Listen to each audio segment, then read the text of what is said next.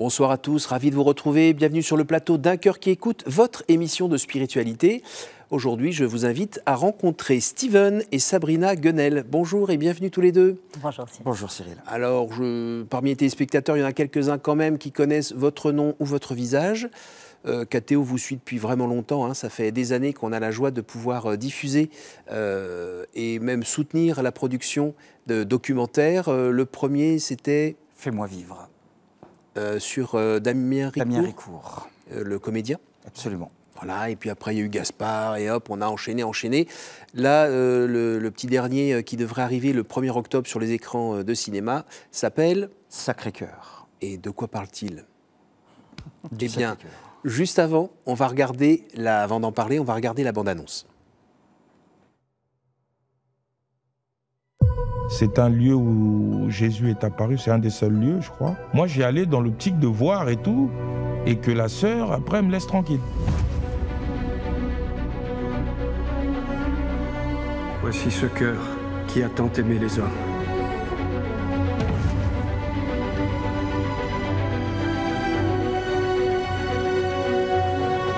C'est une femme du XVIIe siècle qui voit très régulièrement, alors c'est non seulement Jésus, mais elle voit des anges. La supérieure se dit, elle est normale celle-là ou pas?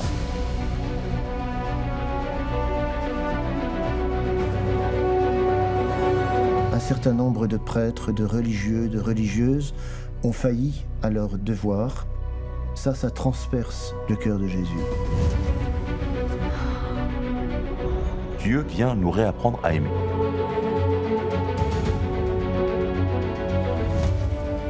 J'avais bien compris que cet amour, il ne dépendait pas de ce qu'on avait fait avant. Donc tout le monde pouvait l'aimer, tout le monde pouvait le rencontrer, et il fallait que tout le monde le rencontre.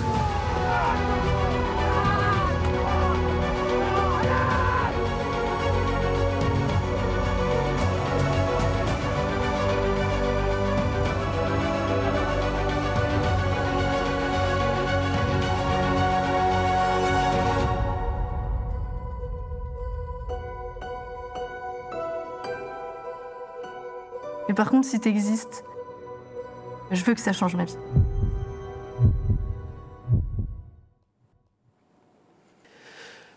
Alors Sabrina, qu'est-ce qu'on vient de voir là? Ça va être sur les écrans le 1er octobre. Est-ce que vous pouvez nous faire un peu le pitch de ce film? Oh, c'est un film qui nous a pris 2 ans de travail. Qui a été vraiment inspiré par Jésus lui-même. J'allais dire, le Sacré-Cœur nous a poursuivis pendant presque 2 mois pour qu'on prenne le temps de voir si c'était vraiment la volonté de Dieu. Et voilà, et sort en effet, là, le 1er octobre, c'est un peu irréel, hein, chaque film qu'on fait, c'est un miracle. Mais voilà, donc on parle bien sûr de ses apparitions à Marguerite Marie, donc on part de Paray-le-Monial, et jusqu'à aujourd'hui, puisque aujourd'hui le Seigneur a des choses à dire dans le cœur des hommes. Pourquoi avoir choisi ce thème-là pour ce film? Pourquoi maintenant? Je pense franchement que c'est lui qui nous a choisis, parce qu'en août 2023, lors d'une session mariale au sanctuaire du Lot, moi dans ma tête, j'étais déjà embringué dans un projet de film qui me tenait particulièrement à cœur, sur le sujet du colonel Arnaud Beltrame, suite à la rencontre et au témoignage que sa veuve Marielle nous avait offert dans Aeternam 3, et que j'avais vraiment dans le cœur, quoi. Et en fait, ce qui s'est passé, c'est que durant cet été d'août 2023, il y a, au moment de la session, une veillée de consécration au Sacré-Cœur de Jésus. Donc, je fais très court, mais on découvre... Cette histoire, cette consécration. Il y avait 2 témoins qui étaient là ce soir-là, le père Marot et Alicia Beauvisage, qui témoignaient de leur mission, etc. On se consacre, parce qu'on joue le jeu de la veillée, de la session, etc. Et on rentre à Paris sur le chemin du retour. Entre cette fin août 2023 et septembre, à peu près fin septembre 2023, tous les jours, il y a eu une manifestation du Sacré-Cœur dans notre vie, au quotidien, sur Internet, dans un bouquin, un coup de téléphone, en rentrant dans un magasin. Il y avait un Sacré-Cœur.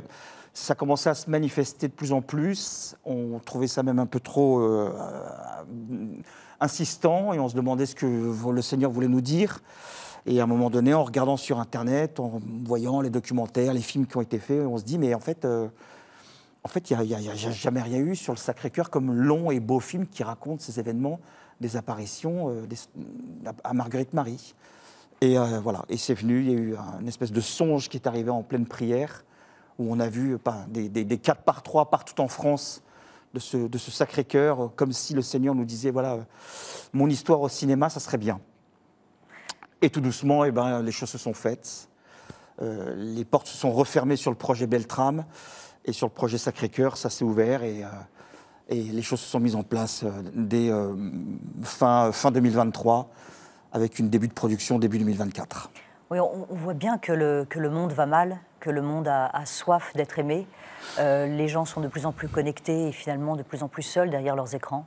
Et on s'est dit, il faut que cet amour se répande. Nous, on a découvert qu'on pouvait se consacrer au Sacré-Cœur finalement très tard dans notre chemin de foi, puisque c'était 2023. Et on s'est dit, mais comment ça se fait que ce soit si méconnu ? Donc il y avait aussi cette envie, cette soif qu'on avait pour nous, d'abord très égoïstement. Et c'est pour ça que le discernement était de savoir, est-ce que le Seigneur nous demande ça pour nous, ces signes insistants dont parlait Steven, les Sacré-Cœurs qu'on trouvait, j'ai retrouvé mon masque de Covid brodé au Sacré-Cœur que j'avais fait moi-même. Enfin voilà, toutes ces petites choses. Est-ce que c'était le Seigneur qui nous disait, les cocos, faut centrez-vous vraiment sur mon amour encore plus avec ce que vous faites comme travail, ou est-ce que c'était vraiment pour le montrer au monde? Ça, c'était pas évident de trouver le discernement. Et c'est vrai qu'on s'est dit, on va téléphoner au recteur de Paray, qui est donc le Père Kern. Et quand Steven l'appelle, le Père Kern lui dit, mais vous savez que dans un mois s'ouvre le jubilé des 350 ans, et chose qu'on ne savait pas. Et c'était un petit peu pour nous le saut du ciel à ce moment-là. Alors Sabrina, vous venez de parler de votre parcours de foi, le temps que vous avez mis avant de rencontrer le Sacré-Cœur. Ça me fait penser au livre que vous avez sorti avant l'été, Objectif Dieu, quand un couple fait le pari de la Providence, aux éditions de l'Emmanuel, où là, chacun a pris la plume et parle et raconte un petit peu d'où il vient, comment il est arrivé là, sa rencontre avec Dieu. Moi, j'ai beaucoup aimé. Est-ce que vous pourriez, pour les téléspectateurs, nous dire un petit peu justement ce moment dans votre vie où il y a vraiment une rencontre avec le Seigneur, où c'est clair que c'est une rencontre interpersonnelle, c'est pas juste ce qu'on a reçu de sa famille, c'est pas un concept, une idée, c'est quelqu'un. Sabrina, on vous écoute. Alors c'est vrai que moi, le Seigneur il n'y a pas eu un moment, ça a été vraiment tout au long de ma vie jusqu'à aujourd'hui, en fait, le Seigneur tous les jours, entre guillemets, se rappelle à moi. Mais je voudrais évoquer un moment précis où je suis à ce moment-là jeune comédienne, j'habite avec un garçon qui un soir rentre du travail, il travaille dans une grosse entreprise de voitures, et il me dit que son supérieur veut l'emmener dans un lieu où le Christ est apparu. Moi, je trouve ça juste extraordinaire, je me dis, s'il y a un lieu où le Christ est apparu, il faut absolument y aller. Lui hésitait un peu, et en fait, on y va, et on se retrouve l'été à Paray-le-Monial. Moi, je découvre... j'allais dire un nouveau monde. Je me dis, mais en fait, il y a plein de jeunes qui ont la foi, qui sont joyeux. Moi, j'ai eu une longue période de traversée du désert, une fois très seule, une grande solitude. Donc là, je découvrais quelque chose d'extraordinaire. Je suis repartie de là, j'ai participé déjà à tout. J'étais la première arrivée, la dernière à partir. Je suis repartie avec je ne sais pas combien de bouquins. J'ai découvert ce qu'était l'Eucharistie, chose que je n'avais même...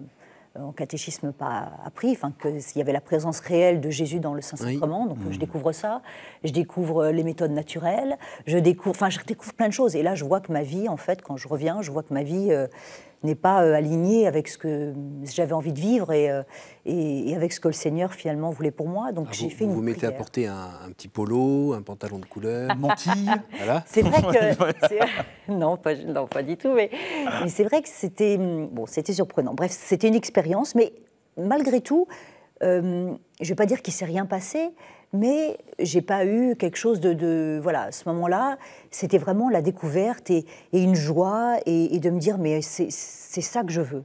Donc, en revenant chez moi, je me fais un petit hôtel, un petit coin prière. J'espérais secrètement que mon petit ami se convertisse, en tout cas rencontre le Seigneur. Ça n'a pas été le cas, en tout cas pas pour le moment. Qui sait, j'allais dire le temps de Dieu n'est pas le nôtre. Mais c'est vrai que je fais une prière en me disant, mais quand même, Seigneur, je suis jeune comédienne, Tu m'as donné cette envie depuis toute petite de faire des comédies musicales, de chanter, de danser, enfin, d'être devant la caméra. C'est pas pour rien que j'ai cette appétence. Et quand je suis en travail, c'est vrai que j'ai l'impression d'être à ma place. Donc je me dis, il y a quelque chose. Qu'est-ce que tu veux pour moi? Et en même temps, je vois bien que ma vie ne va pas. Et je dis, Seigneur, écoute, moi je veux un époux chrétien.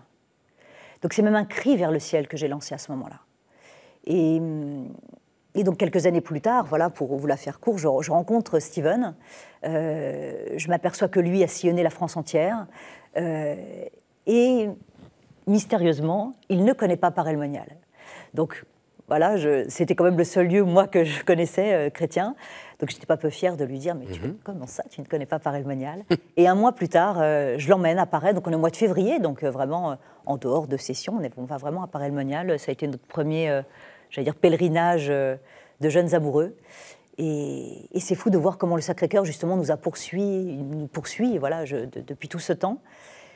Et aujourd'hui, ce que je peux dire, c'est que cette personne qui nous a fait venir à Paray-le-Monial, qui m'a fait venir à Paray-le-Monial à l'époque, n'est autre que le fondateur de Sage Distribution, Hubert de Torcy. Et donc je trouve que voilà, la boucle est joliment bouclée. Joli. En fait, le Seigneur a vraiment la suite dans les idées. Après, voilà, tous ces films qu'on a faits. Et Steven, si on rembobine un tout petit peu. Oh, alors, je vais faire très simple aussi, très court. Je ramène les téléspectateurs à... Peut-être pour ceux qui connaissent déjà un peu mon parcours, il y a eu cette conversion à Saint-Rita en 2000 à peu près, qui est le prolongement de la conversion de ma maman et le fruit de sa prière. Tout ça se passe à Nice, après ces années un peu folles. Après alliage, fin des... Vous avez fait partie d'un boys band, vous étiez le blondinet qui sautait dans tous les sens sur la musique et qui chantait. Évidemment. Exactement, voilà. Et donc, qui sautillait comme un cabri. Voilà, donc il y a eu ça. Et il y a eu ça, il y a eu une descente aux enfers, c'était compliqué. Et puis voilà, conversion Saint-Rita, Sainte des Causes désespérées à Nice, dans les années 2000. Et je redécouvre, en faisant témoigner maman, presque 20 ans plus tard, dans un de nos derniers films, Aeternam 3, La Porte du Ciel, où on tourne à Saint-Rita le témoignage de maman. Et en fait, je découvre à ce moment-là davantage d'éléments que je n'avais pas dans son récit, où on voit maman qui nous explique ce qui s'était passé la première fois qu'elle rentrait dans cette église. Et moi, machinalement, je m'étais dit, Saint-Rita, Notre-Dame, à Nice, la Madone, elle va forcément, tu vois, voir l'icône de Marie, de la Sainte, ou que sais-je. Et en fait, non, et c'est là que c'était très bouleversant pour moi. Je découvre en fait qu'elle rentre dans l'église et tout de suite, elle va au fond à droite, premier autel, près de petit autel, et elle se met à genoux, en fait, au pied de la statue du Sacré-Cœur de Jésus, en fait. Et je découvre ça, tu vois, 20 ans plus tard. Et je fais le lien 3 ans après Aeternam, 3 ou 4 ans après Aeternam 3, quand on se lance dans cette aventure du film Sacré-Cœur, où en fois je réalise en fait qu'il est là depuis le départ en fait, et que je percute, je passe un niveau pas supérieur, mais encore une autre dimension de ma foi, où je réalise vraiment que je ne suis pas dans une religion, mais dans une relation. Et qu'en fait, être catholique et pratiquer sa foi dans cette église que le Seigneur a voulu fonder sur Pierre, le cœur de notre cœur, le cœur de notre foi, c'est son cœur battant, brûlant d'amour pour nous, en fait. Voilà. Et que quand je communie aujourd'hui à la messe, je ne communie pas de la même manière durant toutes ces dernières années où, oui, le corps du Christ, c'est un grand mot, le corps du Christ. En fait, non, tu communies au cœur du Christ, en fait. Parce que quand tu fais le lien, et c'est un peu d'actualité avec la canonisation de Carlo, qui dont toute sa mission a été de manifester, de montrer sur son site internet les manifestations des miracles eucharistiques, c'est qu'en fait, l'hostie, lorsqu'il y a cet événement, ce phénomène de miracle eucharistique, on découvre que c'est de la myocarde, en fait, en chair. Donc c'est un morceau de cœur, en fait. Et voilà. Et c'est vrai que c'est une conversion dans la conversion. En fait, c'est ça, en fait, d'être catholique, c'est de se convertir perpétuellement, en fait. On n'est pas arrivé. On n'est pas arrivé. C'est un chemin de vie qui est un battement au rythme de son cœur, en fait, et qui nous relève tout le temps, et qui vient nous chercher, et qui nous aime là où on ne peut plus aimer, là où on... Alors, on vous connaît comme comme un couple assez passionné, avec, c'est ça, de la passion, de l'énergie, de l'enthousiasme. Est-ce que avec ces caractères-là, il n'y a pas des moments où vous êtes un peu frustré que votre sainteté n'aille pas aussi vite que vous aimeriez, la perfection du ciel vous paraît encore loin, vous sentez-vous progresser, vous rechutez au même endroit. Comment vous le vivez, ça Moi, je dirais c'est vraiment un petit pas après l'autre. C'est une grande question hein, que vous posez. J'avoue que je ne me la pose pas en me disant où est-ce que j'en suis dans ma sainteté, est-ce que je suis un peu plus proche, mais c'est de se lever et de redire oui chaque jour, de redire oui dans notre mariage, dans notre vocation, de redire oui au Seigneur, de vouloir vraiment faire sa volonté. C'était notre décision première depuis le début dans notre couple, dans les réflexions. D'ailleurs, dans notre rencontre, Steven pensait peut-être au sacerdoce. Donc ça a été vraiment d'essayer de s'abandonner et de dire oui. Alors après, oui, on est pécheur, on chute, on se relève. L'Église est riche de sacrements pour pouvoir justement, avec la confession, nous relever. Mais on apprend tous les jours. Moi, quand je suis allée à Paray, c'est vrai que finalement, je m'aperçois que je ne connaissais pas grand-chose. J'avais cet amour pour le Seigneur, mais je n'avais pas la connaissance. Et c'est pour ça que je suis partie avec une trentaine de bouquins. Et finalement, tous les films que l'on fait, très égoïstement, je me dis, c'est cool, Seigneur, parce que tu nous fais rencontrer les saints de demain, tu nous fais rencontrer des gens incroyables, et on est les premiers convertis. On essaye de faire transparaître ça dans nos films. Moi, j'ai très vite vu... nos premières années de mariage, c'était l'enfer, en fait. Les 4 premières années de mariage, c'était vraiment l'enfer. Un immense désert, une immense tristesse, plein de combats, plein de drames, des projets qui se cassaient la gueule, qui aboutissaient pas. Et dans la relation aussi ? Et dans la relation aussi. Notamment par notre capacité de faire de la peine à l'autre ? Déjà, et puis dans ma relation avec le Christ elle-même, qui autrefois était sensible, palpable, etc. Dès qu'il y a eu Sabrina dans ma vie et qu'on s'est mariés, plus rien. Et donc là, une espèce de sentiment de se sentir un peu seul. Et en fait, c'est là que la véritable école démarre, en fait. Voilà. Celle de la providence. Sans moi, vous ne pouvez rien faire. Voilà. Donc j'ai bien vu que sans lui, je ne pouvais rien faire. Et que tout ce que j'ai tenté de faire n'aboutissait pas. Et à un moment donné, il y a eu un... Allez, moi j'arrête. Donc je te donne Sabrina, je te donne Victoria, William, je te donne tous mes rêves, ma passion, mes projets, ma carrière, ma réputation. Je te donne tout et tu gères parce que voilà. Et c'est là que ça a redémarré. Et ça a redémarré avec une blague. Créa Filmmaker, c'est un sketch au départ. C'est Sabrina et Steven, à un moment donné, ils aiment bien faire rigoler les copains sur les réseaux sociaux. Ils se filment en faisant les idiots comme ça. On découvre un petit logiciel de montage, on fait 2-3 trucs, et ça démarre comme ça. Et puis après, il y a les premières commandes, et les premiers films, et on en est à une dizaine, et demain, un autre encore très grand projet qui arrive. Mais tout ça pour répondre à ta question sur la difficulté du cheminement par rapport à la sainteté. Est-ce qu'on s'en sort? Est-ce qu'on se... je suis le premier à me lasser de moi-même. Voilà, et à me dire, regarde, tu vois, encore une fois de plus, tu te casses la gueule. Et après, ce que vous racontez, c'est aussi le côté, comme chez les nouveaux convertis, par exemple, qui reçoivent plein de fruits, plein de cadeaux, il y a des signes partout, et tout roule, et ils sont à ça du sol. Et puis les autres qui vont depuis longtemps à l'église, tout d'un coup, en les voyant, se disent, dis donc, moi, je suis vraiment... Je vis quoi? Je vis rien.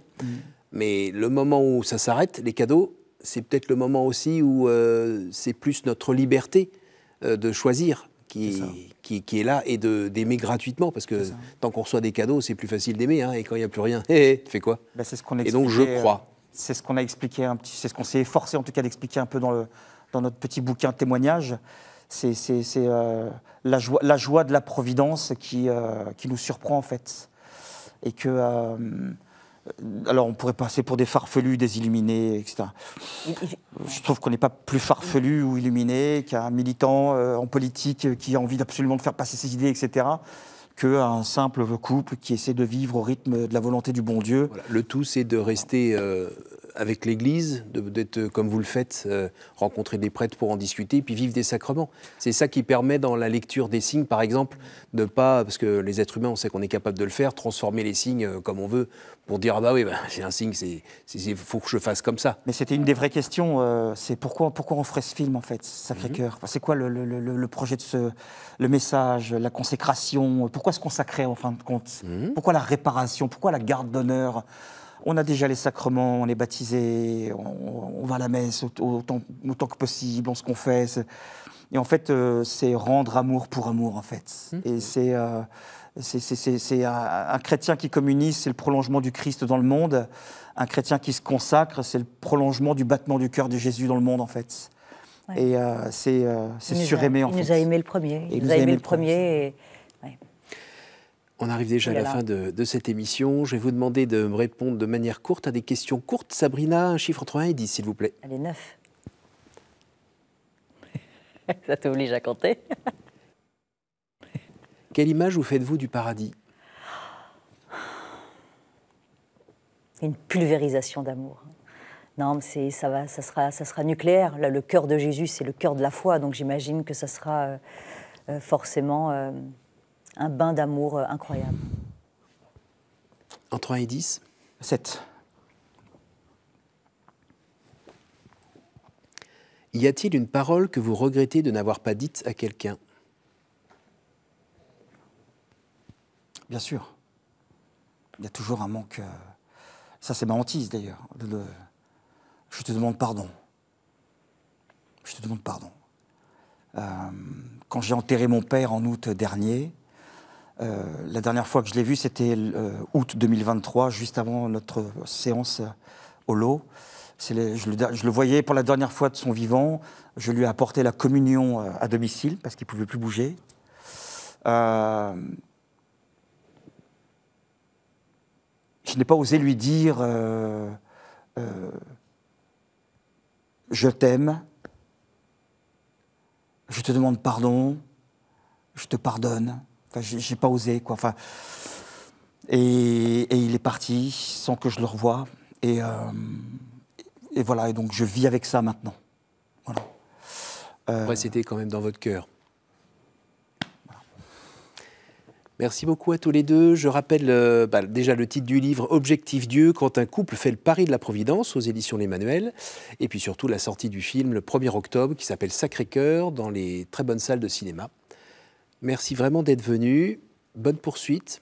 Merci Cyril. Merci Cyril. Un peu de bonne chance quand même, parce qu'il en faut. Mais quand c'est la Providence qui est derrière, ça va bien. On serait heureux que ça marche un peu. Merci à vous tous pour votre fidélité. Vous pouvez retrouver cette émission sur notre site www.ktotv.com. Vous pouvez aussi l'écouter en podcast et sur KTO Radio. Moi, je vous dis à la semaine prochaine.